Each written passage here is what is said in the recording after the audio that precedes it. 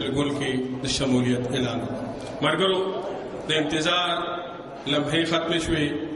اوس خپل ډېر خوږ او ډېر ګران مشر د خیبر پښتونخوا مشر وزیر حمیر حیدر خان اوتي صاحب لا بلنه ورکومه د پښتو په دې تاریخي ټپه باندې تاسو ته پته ده چې په کم نرتوب په کم سړیتوب او په کم پښتونولۍ هغه د پښتنو د مشرۍ حق ادا کړ. په لاهور، اسلام آباد او که پیښور او کراچۍ وه، هلته یې زمونږ او ستاسو خبره کومه په نره باندې وکړه. په دې 3 کاله کې هغه چې د ټولو نه لوی کار زما په نظر کې وکړه هغه دا و چې پښتو ژبه یې تر 12مه پورې لازمي کړه او په ټوله پښتونخوا کې چې چېرته هسپتالونه او کالجونه په هغې د پښتنو اتلانو نومونه ولیکل.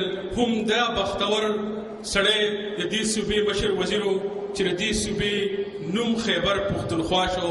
زمونږ د مشرانو د 80 کالو د جدوجهد نه پس جمهوري سیاسي او آئیني طریقې سره چې موږ کومه جدوجهد کړو دا نوم موږ وګټه، خو د یو پښتون وینه مو پرې نه راتوی کړې. نو دا ډېر بختور سړی دی. موږ هم ډېر خوشقسمته یو امین نیشنل پارټي چې دی دلته کې راغلی دی. دا اعزاز یې موږ ته راوبخه.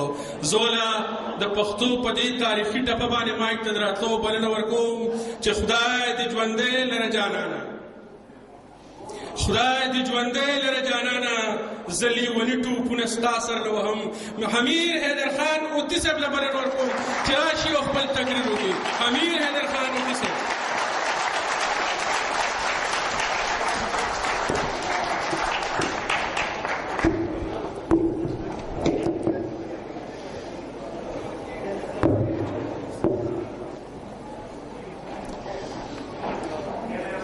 بسم الله الرحمن الرحیم.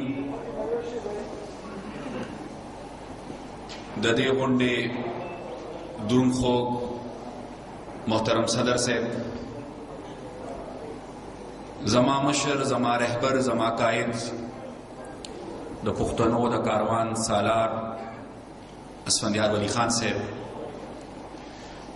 ډیرو زیاتو عزتمندو، قدرمندو، غیرتمندو، زما مشرانو، مرګرو، رونو او کشرانو، ټولو ناول خو زه د نبی منګش صاحب او د خپلو ټولو تنظیمي عهدهدارانو صاحبانو او د مشرانو ډېر مشکور یم چې ما له نن دا موقع راکړه چې د باچا خان بابا او د ولی خان بابا په کلیزه کې زه دلته تاسو سره شریک او شامل شم.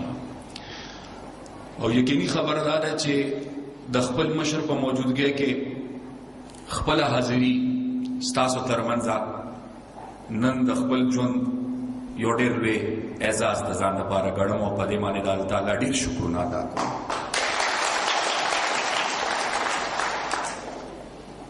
ما نن وړاندې دلته کې زما مرګرو زما شکریا ادا کړه چې موږ مشکور یو چې زمونږ دا خواهش و چې دې دلته راشي او دې دلته نن راغی.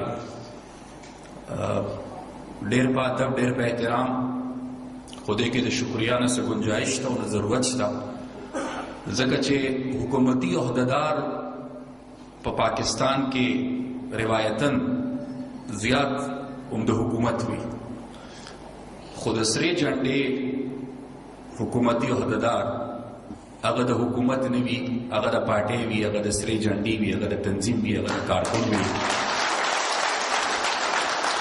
او زما خپل ذاتی حیثیت دومره نشته چې ما سره 2 کسان په لار روان پاتې شي. نن که خدای دا ورځ ماله راکړې ده او دا کومې زما موجوده ذمهوارۍ دي، دا د الله کرم، د پارټۍ فیصله، زما د مشر او د مشرانو اعتماد چې نن دا ورځ ماله خدای راکړې ده. او زه ډېر خوشحاله شوم چې زما مرګرو د دې خواهش اظهار وکړ او زه ډېر خوشحاله شوم چې زما مشر د ټولو پښتنو مشر ما ته حکم وکړ او د هغې په نتیجه کې نن زه ستاسو په خدمت کې حاضر یم.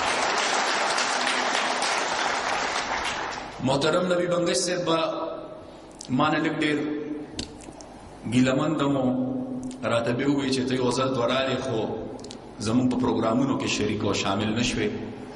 زه د هغې لپاره ډېره بښنه غواړم، خو د الله تعالی په هر کار کې خیر وي. زه چې په لومړني ځل باندې کله راغلی وم دلته د حکومت د جوړېدو نه پس تاسو سره په داسې محفلونو او مجلسونو کې او په غونډو کې شریک او شامل نشوم، نه په اجتماعي شکل کې د ملاقات یو موقع جوړه شوه. خو د الله تعالی شکر ګزار یم په یو اړخ که به ته سوچ کوې چې هغه وخت کې دا موقع جوړه نه شوه، ځکه که هغه وخت کې زه ستاسو په خدمت کې حاضرېدلم نو زه به د صوبې سرحد د وزیر اعلی په حیثیت حاضرېدلم، او نن که زه حاضر یم نو زه د پښتونخوا د وزیر اعلی په حیثیت حاضر یم.